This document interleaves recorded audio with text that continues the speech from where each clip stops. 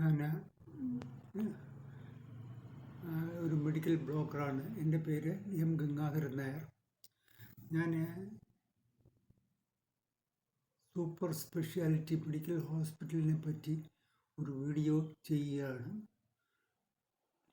ഈ വീഡിയോ ഗവൺമെൻറ്റിനെ വിമർശിച്ചുകൊണ്ടല്ല, പകരം വസ്തുക്കൾ പൊതുജനങ്ങളുടെ മധ്യത്തിൽ വയ്ക്കുകയാണ്. വീഡിയോ ഇഷ്ടപ്പെട്ടാൽ സബ്സ്ക്രൈബ് ചെയ്യുക. ഇതിൽ നിന്നുള്ള വരവ് ഞാൻ ക്യാൻസർ കെയർ ഫണ്ടിലേക്ക് സംഭാവന ചെയ്യുന്നതാണ്. ഞാൻ തിരുവനന്തപുരം സൂപ്പർ സ്പെഷ്യാലിറ്റി ഹോസ്പിറ്റലിൽ 2023 ഡിസംബർ 25 മുതൽ 27 വരെ 3 ഡേയ്സ് ആൻഡ് 2 നൈറ്റ്സ് ഒരു രോഗിയായി പ്രവേശിപ്പിക്കപ്പെട്ടിരുന്നു. ഗ്യാസ്ട്രോളജി വിഭാഗത്തിൽ വാർഡ് നമ്പർ 3 7ാമത്തെ ബെഡിലാണ് എനിക്ക് കിടക്ക അനുവദിച്ചു തന്നത്. ഇതിനിടയിൽ ഡിസംബർ 26-ാം തീയതി ശ്രീചിത്രയിൽ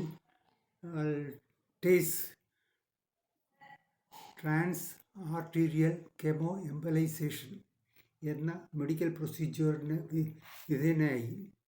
കരളിലെ ട്യൂമർ നശിപ്പിക്കുന്നതിന് വേണ്ടിയാണ് ശ്രീചിത്രയിൽ പ്രവേശിപ്പിച്ചത്. ഇവിടെ പ്രവേശിപ്പിക്കപ്പെടുന്ന രോഗികൾക്കൊന്നും, സൂപ്പർ സ്പെഷ്യാലിറ്റിയിൽ പ്രവേശിക്കപ്പെടുന്ന രോഗികൾക്കൊന്നും തലയണ തന്നിരുന്നില്ല. ബൈസ്റ്റാൻഡർക്ക് നൽകിയിട്ടുള്ള ഇരുമ്പ് സീറ്റിൽ കുഷൻ കിടക്കയും തലയണയും തന്നിരുന്നില്ല. വീട് അടുത്തതിനാൽ 2 തലയണ വീട്ടിൽ നിന്നും കൊണ്ടുവന്നു. കബോർഡ് പരിശോധിച്ചപ്പോൾ രക്തം നിറച്ച ചെറുകുപ്പികൾ, രക്തം നിറയ്ക്കാനുള്ള ചെറുകുപ്പികൾ, സൂചി, പഞ്ഞി തുടങ്ങിയ മെഡിക്കൽ വേസ്റ്റുകൾ കാണപ്പെട്ടിരുന്നു. ഫോൺ ചാർജ് ചെയ്യുവാൻ നോക്കിയപ്പോൾ എല്ലാ പ്ലഗ് പോയിൻറ്റ്സുകളും പൊളിഞ്ഞു കിടക്കുന്നു. രോഗികൾക്ക് അനുവദിച്ച് തന്നിട്ടുള്ള പ്ലാസ്റ്റിക് കസേരകൾ എല്ലാം പൊട്ടിപ്പൊളിഞ്ഞു കിടക്കുന്നു. ടോയ്ലറ്റ് ഏറെക്കുറെ വൃത്തിയുണ്ട്, പക്ഷേ സ്ത്രീകൾക്കും പുരുഷന്മാർക്കും വെവ്വേറെ ടോയ്ലറ്റ് ഇല്ല. സ്പ്രേ ഹാൻഡ് ഷവർ ഒടിഞ്ഞ് പ്രവർത്തനമില്ലാതെ കിടക്കുന്നു. BPL റേഷൻ കാർഡ് ഉള്ളവർക്ക് ഡോക്ടർമാരും നഴ്സിംഗ് സ്റ്റാഫും നന്നായി സഹായിക്കുന്നുണ്ട്. കേന്ദ്ര ഗവൺമെൻറ്റിൻ്റെ ആയുഷ്മാൻ ഭാരതിൽപ്പെട്ട രോഗികളുടെ കാര്യത്തിൽ എല്ലാ മെഡിക്കൽ സ്റ്റാഫും പ്രത്യേകം ശ്രദ്ധിക്കുന്നുണ്ട്. ഞാൻ സംസ്ഥാന ഗവൺമെൻറ്റിൽ നിന്നും ഗസറ്റഡ് ഓഫീസറായി പെൻഷൻ പറ്റിയ വ്യക്തിയാണ്. എനിക്ക് മെഡിസിപ്പ് അനുസരിച്ച് സൗജന്യമായ ചികിത്സയ്ക്ക് അർഹതയുണ്ട്. പക്ഷേ സൗജന്യ ചികിത്സയ്ക്ക് വേണ്ട ഡോക്ടർമാരോ നഴ്സിംഗ് സ്റ്റാഫോ താല്പര്യം കാണിക്കുന്നില്ല. മെഡിക്കൽ ബിൽസ് 24 മണിക്കൂറിനകം സമർപ്പിച്ചില്ലെങ്കിൽ അതിനുള്ള അവകാശം നഷ്ടപ്പെടുമെന്നാണ് അറിയുന്നത്. ഇവിടെ ജോലി ചെയ്യുന്ന PG സ്റ്റുഡൻസ് ഒരു പ്ലെയിൻ പേപ്പറിൽ ലാബ് ടെസ്റ്റ് എടുക്കുവാൻ വേണ്ടി എഴുതി ഇനിഷ്യൽ ചെയ്ത് തരുന്നു. അല്ലാതെ ലെറ്റർ പാഡിൽ എഴുതി ഒപ്പിട്ട് ഒഫീഷ്യൽ സീൽ ചെയ്ത് തരുന്നില്ല. അങ്ങനെ ആവശ്യപ്പെട്ടാൽ അവർ നിരസിക്കുകയാണ് ചെയ്യുന്നത്. പകരം പ്രിസ്ക്രിപ്ഷൻ ഹെഡ് ഓഫ് ദി ഡിപ്പാർട്ട്മെൻറ്റിനെ കൊണ്ടുപോയി ഒപ്പിടിക്കണമെന്നാണ് പറയുന്നത്. കൂടാതെ മെഡിസിപ്പ് ഫോറവും ഡോക്ടറും ഒപ്പിടേണ്ടതുണ്ട്. ഹെഡ് ഓഫ് ദി ഡിപ്പാർട്ട്മെൻറ്റ് മിക്കവാറും റൗണ്ട്സിലായിരിക്കുന്നത് കൊണ്ട് കണ്ടുപിടിക്കാൻ വളരെ പ്രയാസമാണ്. കാര്യസാധ്യത്തിനായി വേഗം പണമടച്ച് രക്തം ലാബിൽ എത്തിക്കാൻ ശ്രമിക്കും.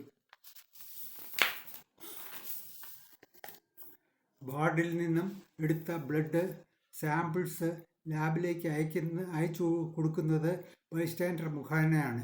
ഇത് ശരിയായ കീഴ്വഴക്കമാണെന്ന് തോന്നുന്നില്ല.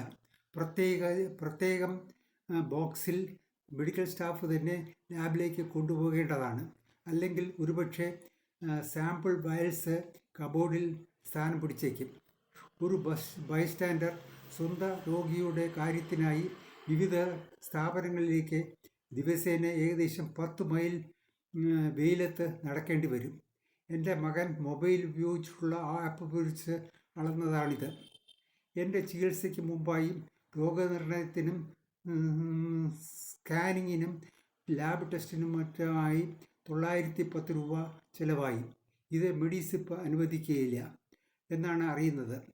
രജിസ്ട്രേഷനും മെഡിക്കൽ പ്രൊസീജിയറിനും ആയി ശ്രീചിത്രയിൽ പ്രവേശിക്കപ്പെട്ടപ്പോൾ അവിടെ ഹൃദയ സംബന്ധമായ ടെസ്റ്റുകൾക്കും ലാബ് ടെസ്റ്റിനും ക്യാൻസർ നശിപ്പിക്കുന്നതിനുള്ള മരുന്നിനും കത്തീറ്റർ വഴിയുള്ള മരുന്ന് കുത്തിവയ്ക്കുന്നതിനുമായി 27,712 രൂപ ചിലവായി.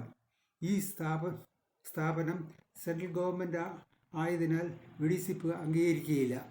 പ്രസ്തുത തുക ലഭിക്കുവാൻ ക്യാൻസർ രോഗിയായ ഞാൻ പ്രത്യേകം ശ്രമം നടത്തണം. സീനിയർ സിറ്റിസൺ കാർഡ് ഉണ്ടായിരുന്നെങ്കിൽ ഗവൺമെൻറ് ആശുപത്രിയിൽ നിന്നും സൗജന്യമായി ചികിത്സ ലഭിക്കുമായിരുന്നു. കൂടാതെ പ്രൈവറ്റ് ലാബിൽ നിന്നും സ്കാൻ ചെയ്യാനും മറ്റുമായി മരുന്നിൽ ചെറിയ നിശ്ചിത തോതിൽ ഡിസ്കൗണ്ടിൽ കിട്ടുമായിരുന്നു. പക്ഷേ കേരള ഗവൺമെൻറ് സംസ്ഥാന ഗവൺമെൻറ് ഇക്കാര്യത്തിൽ യാതൊരു നടപടിയും എടുത്തിട്ടില്ല എന്നാണ് അറിയുന്നത്. ഇന്ത്യയിലെ മറ്റ് സ്ഥാപനങ്ങൾ സീനിയർ സിറ്റിസൺ കാർഡ് നൽകിക്കൊണ്ടിരിക്കുകയാണ്. രോഗിയുടെ ഒപ്പ് ആവശ്യമില്ലാത്തതിനാൽ എനിക്ക് ചിലവായ തുക ഗവൺമെൻറ് തലത്തിൽ തന്നെ നടപടിയെടുത്ത് അനുവദിക്കേണ്ടതാണ്. അംഗീകരിച്ച പ്രൈവറ്റ് ഹോസ്പിറ്റലുകളിൽ അവർ തന്നെ രോഗികളുടെ മെഡിസിപ്പ് ക്ലെയിം വാങ്ങിച്ച് കൊടുക്കുന്നു. എനിക്ക് ഏകദേശം 35,000 രൂപയ്ക്ക് തുക മെഡിസിപ്പ് അനുവദിച്ചു. പക്ഷേ സൂപ്പർ സ്പെഷ്യാലിറ്റി മെഡിക്കൽ കോളേജിലെ ചിലവായ തുക 1,290 രൂപ ആകയാൽ അത് വേണ്ടെന്ന് നിശ്ചയിക്കുകയുണ്ടായി. കൂടാതെ ഞാൻ മദ്യപാനിയല്ല എന്നുള്ള സർട്ടിഫിക്കറ്റ് മെഡിസിപ്പിന് കൊടുക്കണമത്രേ. അതായത് മദ്യപാനിയാണെങ്കിൽ യാതൊരു ക്ലെയിമും മെഡിസിപ്പ് അഡ്മിറ്റ് ചെയ്യുകയില്ല. രോഗിയുടെയും അവരുടെ ആശ്രിതർക്കും വേണ്ട സുഖസൗകര്യങ്ങൾ ഒരു അവകാശമാണ്, ഔദാര്യമല്ല. പേഷ്യൻസ്, ബൈസ്റ്റാൻഡേഴ്സ് എന്നിവർക്കായി ഒരു ഇലക്ട്രിക് വാഹനം മെഡിക്കൽ കോളേജ് ക്യാമ്പസിൽ സൗജന്യമായി ഓടേണ്ടതാണ്. കൂടാതെ മെഡിക്കൽ കോളേജിൽ ഫ്രീ വൈഫൈ സംവിധാനം ഏർപ്പെടുത്തുകയും വേണം. സൂപ്പർ സ്പെഷ്യാലിറ്റി മെഡിക്കൽ കോളേജ് ഹോസ്പിറ്റലിൽ trans arterial chemo embolisation, radio frequency ablation തുടങ്ങിയ സജ്ജീകരണങ്ങളൊന്നുമില്ല. ഇത് ഉടനടി നടപ്പിലാക്കണം.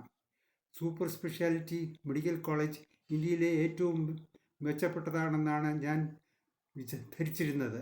പ്രസ്തുത സ്ഥാപനം ഞാൻ വിചാരിച്ചിടത്തോളം സൂപ്പറല്ല. Thank you.